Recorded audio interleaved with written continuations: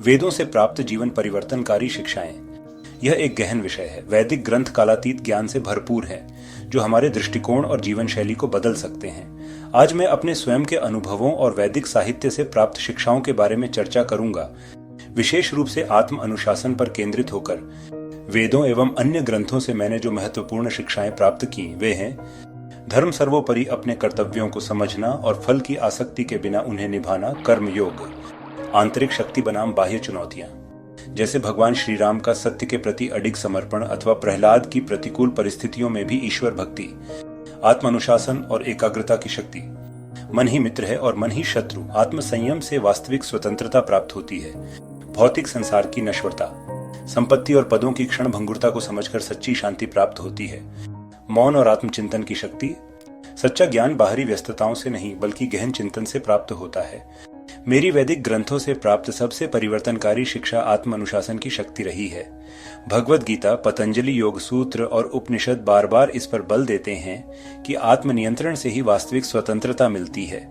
मेरे लिए आत्म अनुशासन एक परिवर्तन का कारक तब बना जब मैंने यह महसूस किया कि मनुष्य को स्वयं अपने मन द्वारा ऊपर उठना चाहिए। अर्थात अनियंत्रित मन शत्रु है, जबकि नियंत्रित मन सबसे बड़ा मित्र। जब मैंने इसे अपने जीवन में लागू किया तो छोटी छोटी मगर निरंतर की गई अनुशासित दिनचर्या, चाहे वह पढ़ाई हो, कार्य हो या व्यक्तिगत आदतें इत्यादि का दीर्घकालिक प्रभाव देखा। तपस्या, संकल्प से इच्छा शक्ति मजबूत होती है। तप, स्वाध्याय, ईश्वर प्रणिधानानि क्रिया योग। अर्थ अनुशासन आत्मध्ययन अथवा स्वाध्याय और समर्पण क्रिया योग का मार्ग बनाते हैं। इससे मैंने सीखा कि आत्म अनुशासन केवल स्वयं पर प्रतिबंध लगाना नहीं है, बल्कि यह एक ऐसी शक्ति है जो मन को परिष्कृत और मजबूत बनाती है। निरंतरता से रूपांतरण संभव है, अर्थात अपने कर्म एवं स्वाध्याय को निरंतर रखो। समय के साथ तुम्हें स्वयं बदलाव दिखेगा।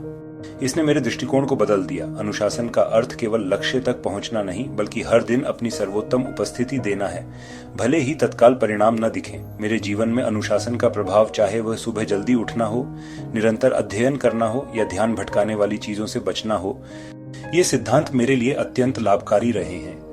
आपके अनुसार इन महान ग्रंथों से आपको कौन सी शिक्षा सबसे अधिक प्रेरित करती है? आपके विचारों की प्रतीक्षा रहेगी। धन्यवाद।